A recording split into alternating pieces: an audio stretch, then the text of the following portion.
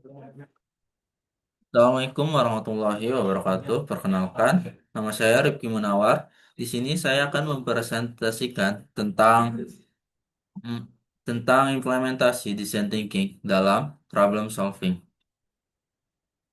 Implementasi design thinking dalam problem solving.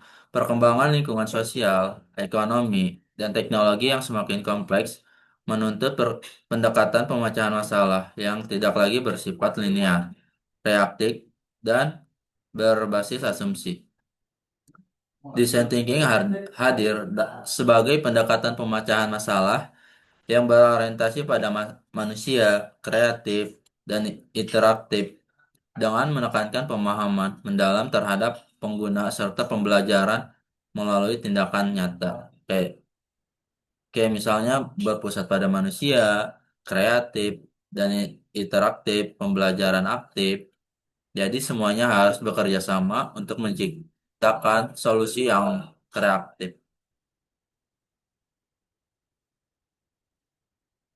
Tantangan dunia modern. Perubahan dunia yang cepat menciptakan tantangan baru. Permasalahan bersifat ambigu, saling terkait, dan dipengaruhi faktor manusia yang kompleks. Pendekatan konvensional secara tidak memadai karena tidak berangkat dari pemahaman mendalam terhadap kebutuhan pengguna. Dibutuhkan pendekatan yang mampu menjabatani aspek rasional dan empatik dalam proses pemecahan masalah. Konsep dasar design thinking. Design thinking adalah pendekatan pemecahan masalah yang berpusat pada manusia, menempatkan kebutuhan, pengalaman, dan konteks pengguna sebagai landasan inovasi. Ini adalah pendekatan kreatif yang menekankan keterlibatan aktif dan pembelajaran melalui tindakan. Yang pertama itu berpusat pada manusia. Jadi, pengguna menjadi titik awal dan akhir pemahaman diperoleh melalui observasi, wawancara, dan keterlibatan langsung untuk menangkap kebutuhan eksplisit maupun implisit. Jadi, kitanya sendiri harus mengobservasi terlebih dahulu masalah apa yang harus kita selesaikan. Kita juga harus mewawancarai eh, orang lain agar kita mengetahui apa solusi yang terbaik agar kita bisa menyelesaikan masalah itu dengan cara mendapatkan solusi yang kreatif. Yang kedua itu ada yang namanya kolaboratif. Jadi melibatkan berbagai pemangku kepentingan dengan latar belakang dan sudut pandang beragam, memungkinkan pertukaran perspektif dan mengurangi bias. Jadi kita semua dalam suatu lingkungan itu harus kolaborasi untuk menyelesaikan masalah yang terjadi di suatu daerah. Hmm, dan juga kita di sana bisa bertukar pikiran juga untuk mencari solusi yang beragam. Yang ketiga ada yang optimis. Berangkat dari keyakinan bahwa setiap permasalahan memiliki peluang untuk diselesaikan dengan pendekatan yang tepat menjadi proses inovasi tetap bergerak.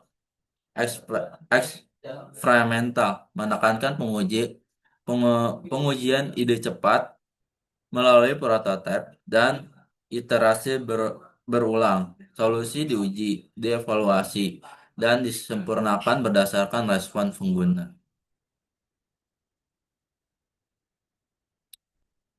Prinsip iteratif dan tahapan design thinking. Design thinking bersifat interaktif dan tidak linear. Tahapan implementation, define, ideate, prototype, test adalah siklus pembelajaran yang dapat berlangsung dan berulang mengurangi resiko kegagalan. Yang pertama ada inventaris. Inventaris sendiri adalah memahami pengguna secara mendalam melalui observasi, wawancara, dan pengalaman langsung untuk menangkap kebutuhan dan motivasi. Nah, yang tadi sudah saya jabarkan.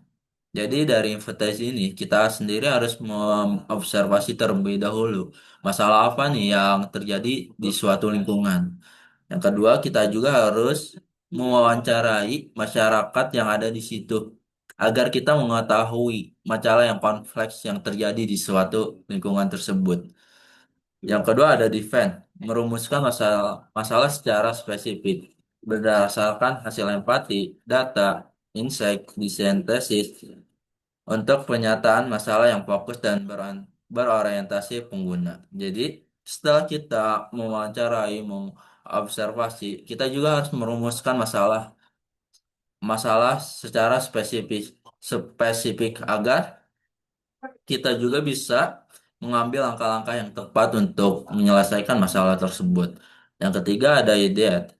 Ideat adalah eksplorasi ide secara solu, eksplorasi ide solusi secara luas tanpa batasan, bertujuan membuka berbagai kemungkinan solusi. Yang keempat ada prototype. Prototype sendiri adalah menerjemahkan ide terpilih ke bentuk nyata, sketsa, atau model sederhana sebagai alat berpikir dan belajar untuk menguji asumsi. Hmm. Jadi prototipe sendiri ini ketika kita sudah bermusyawarah dan menghasilkan gagasan-gagasannya sendiri masyarakatnya dan kita memilih ide mana nih yang harus kita kita ambil agar menyelesaikan masalah tersebut dengan secara baik dan juga mencari solusi yang lebih berkreatif. Nah, yang terakhir itu tes pengujian prototipe kepada penggunanya untuk mengimplementasikan pada masalah tersebut. Itu bisa dengan cara mengimplementasikan ke masalah tersebut berhasil atau tidaknya. Nah, di sini juga ada contoh studi kasusnya nih teman-teman. Yang penerapan penerapan design thinking pada layanan jalan tol saat periode mudik. Nah, eh, contoh kasusnya ada seseorang mewawancarai 200 pengguna jalan tol, teman-teman, mengungkapkan masalah. Ternyata masalah tersebut ada di fasilitasan rest area yang terbatas, kualitas layanan yang kurang, kemacetan di ruas dan di gerbang tol. Nah, defense-nya masalah. Nah, setelah kita mengetahui masalah-masalahnya, masalah dikerucutkan menjadi 4 kategori, teman-teman. Ada 4 kategori kategori mas masalahnya. Yang pertama yaitu layanan rest area, kualitas pelayanannya, kemacetan rush tolnya, dan kemacetan gerbang tol. Nah, di sini ada ide solusinya, teman-teman. Ide solusinya yang kita ketahui ya, teman-teman, aplikasi layanan terpadu info real time, rest area, dan sistem electronic toll collection. Jadi kayak semacam kita nih harus mencari informasi terlebih dahulu, teman-teman. Untuk real time-nya, kita harus membuat aplikasi agar pengguna jalan tol sendiri itu bisa mengetahui kondisi yang ada di jalan tol tersebut, teman-teman. Dan juga untuk masalah di kemacetan gerbang tol, kita harus menggunakan sistem electronic toll collection. Jadi untuk pembayarannya sendiri itu menggunakan e-money, teman-teman. Jadi tinggal tap aja. Terus ada prototipe-nya juga. Nah, sebelum kita dimasukin, kita harus menguji dulu nih atau mensimulasi aplikasi dan mekanismenya. Nah, ketika pengujian tersebut berjalan dengan lancar, baru kita bisa mengimplementasikan atau mengaplikasikannya langsung. Dan ada juga tesnya. Kayak tadi, pengujian prototipe dengan pengguna jalan tol untuk umpan balik dan penyempurnaan solusi. Nah, setelah kita mengaplikasikannya langsung ke jalan tol dan kita harus mencari umpan baliknya, teman-teman. Dan para pengguna tol sendiri harus apa ya? Kayak ngasih umpan balik, ngasih review. Gimana sih dengan eh, program aplikasi-aplikasi tersebutnya berjalan dengan lancar atau tidak. Nah, yang ke Yang kedua, ada studi kasus UMKM kuliner, teman-teman. Penerapan penerapan design thinking pada UMKM sektor kuliner dengan sumber daya yang terbatas. Advertise observasi. Nah, di sini ternyata dari advertise sendiri ada masalah-masalah yang terjadi di UMKM. Yang pertama itu ada waktu tunggu yang lama, menu tidak jelas, interaksi minim, asumsi pemilik salah. Nah, jadi masalah-masalah tersebutlah yang sering terjadi di UMKM yang sering kita temui.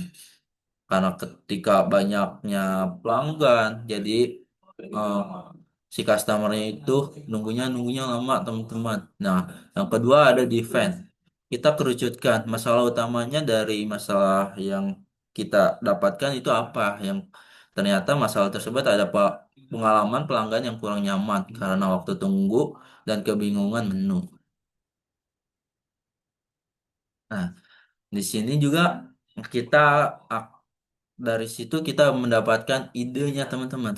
Idenya penyederhanaan menu visual, sistem pre-order aplikasi, pengaturan ulang alur layanan, peningkatan interaksi personal. Jadi, solusinya sendiri adalah kita membuat pre-order via aplikasi, entah itu menggunakan Gojek, GoFood, eh, dan mengatur ulang arus layanannya, teman-teman. Yang tadinya kurang baik, kita harus mencari solusinya nih, teman-teman. Cara alur pelayanan yang baik itu kayak gimana agar si customer tersebut puas dengan layanannya. Ada juga prototipenya, teman-teman. Desain ulang menu sederhana, simulasi alur antrean, uji coba pemasaran via aplikasi, via WhatsApp. Dan terakhir ada tes, implementasi prototipe, observasi perilaku pelanggan, dan penggunaan umpan balik. Nah, jadi setelah kita mengetahui ide solusinya, setelah kita eh, menerapkan semuanya itu dan mengaplikasikannya pada UMKM, dan kita harus juga meminta umpan balik dari customer agar kita mengetahui nih dari hasil ide solusi yang kita terapkan ini masih ada yang kurang atau keputusan pembeliannya kayak gimana. Jadi setelah kita mendapatkan, hmm, kita bakalan tahu aplikasi ini berjalan dengan lancar atau tidak. Nah, kesimpulan dan implikasi. Design thinking adalah pendekatan problem solving yang berpusat pada manusia, kreatif, dan interaktif. Menekankan empati dan eksperimen. Fleksibel diterapkan pada organisasi besar maupun UMKM. Centered, fokus pada kebutuhan pelanggan. Inovasi, mendorong solusi kreatif. Adaptif, cocok untuk berbagai skala usaha. Dalam pendidikan tinggi, design thinking membentuk pola pikir mahasiswa agar berorientasi pada pemahaman masalah secara mendalam. Cukup sekian presentasi yang dapat saya sampaikan. Kurang lebihnya mohon maaf. Wassalamualaikum warahmatullahi wabarakatuh.